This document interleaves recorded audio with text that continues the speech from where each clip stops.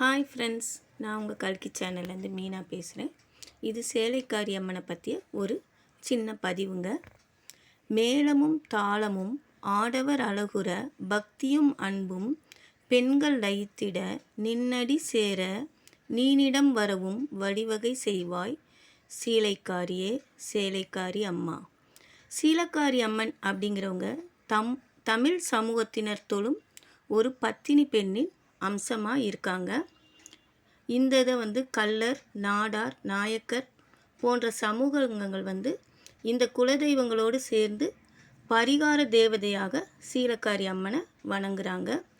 இந்த சீலைக்காரி அம்மன் இறந்த கணவன் நினைவாகவோ அல்லது குடும்ப வன்முறை காரணமாக தீக்குளித்து இறந்து போன பெண் தெய்வங்களுக்கு வழங்கப்படுற பொது பேராக சீலைக்காரி அம்மன் இருக்காங்க.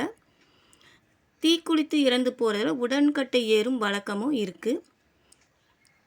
நிறையா சீலைக்காரி என்ற பெயர் பல இடங்களில் உள்ள பெண் தெய்வங்களுக்கு உள்ளது. ராமநாதபுரம் மாவட்டத்தில் இருக்க சின்னூடப்பன் குளம், அங்கே ஒரு கோயில் இருக்குது. கரூர் அருகே கோட்டநத்தம் கிராமம், நிறைய சீலைக்காரி அம்மன் கோயில்கள் இருக்குது. எங்கள் கோயில் சிவகாசியில் மாரியம்மன் கோயிலுக்கு எதிரில் இருக்கிற கோயில் எங்களுடைய சிவகாசியில் இருக்க சீலைக்காரி அம்மன். அந்த படத்தை தான் நான் இந்த வீடியோவில் அப்லோட் பண்ணியிருக்கேன். எங்கள் சீலைக்காரி அம்மன் நல்ல சக்தி வாய்ந்த அம்மன், கேட்டதை கொடுக்குற அம்மன்.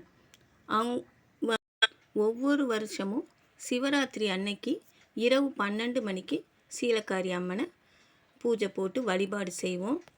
எங்களுடைய அம்மன் நல்ல ஒரு சக்தி வாய்ந்த அம்மன்க. ஒரு தமிழ் மாதத்தோட கடைசி வெள்ளியில் விளக்கு பூஜை நடக்கும்.